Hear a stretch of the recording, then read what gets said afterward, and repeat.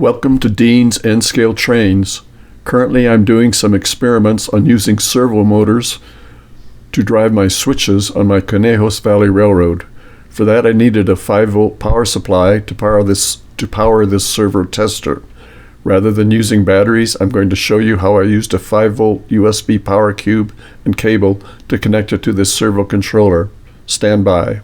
First thing we need to do is to strip off some of the covering. Use a sharp blade and trim it back about 4 inches. When you've cut it all around, just pull it off. You need to remove all the metal and plastic and shielding. Just pull it back and cut it off. There are 4 wires in the USB cable.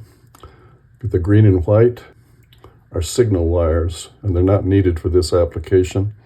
So cut them off in such a way that the ends can't touch anything. The red is a positive power supply.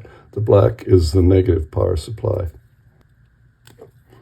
Leaving about a 1/2 inch.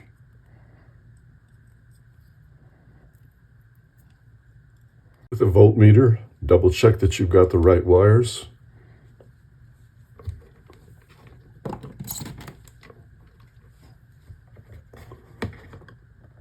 Five volts.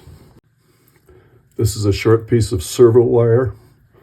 It has 3 connectors, 3 wires, a black one which is the negative power, an orange or red one which is the positive power, and a white signal wire which is not needed.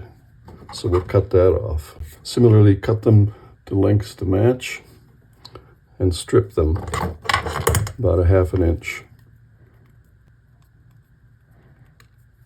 Short pieces of shrink tubing over the red and the black lead here. Then connect the red and the red, and if you want to be sure, solder them. Solder the ends. Okay, I've soldered both leads, the red to the red or orange, the black to the black. I've got my shrink tubing here, short pieces here. Notice how I staggered these. So I'm going to slip that over there and slip that over there.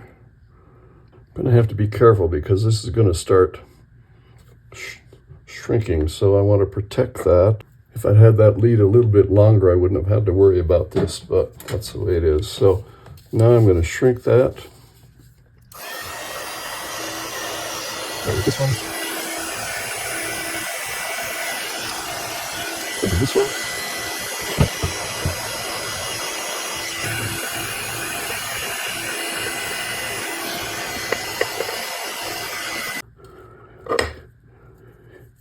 And with a little bit of luck, I can slide this over.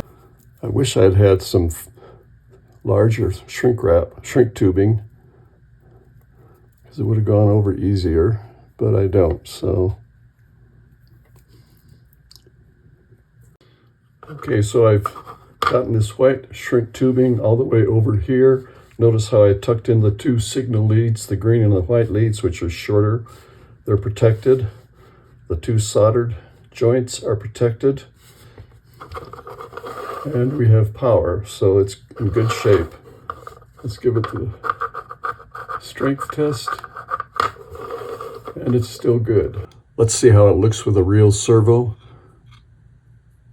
This is a S51 micro servo. It's a popular one that's available, cost a couple of bucks. For an analog servo, such as the S51, set the pulse width to 50 hertz. I'll put it in this vise to hold it and plug it in.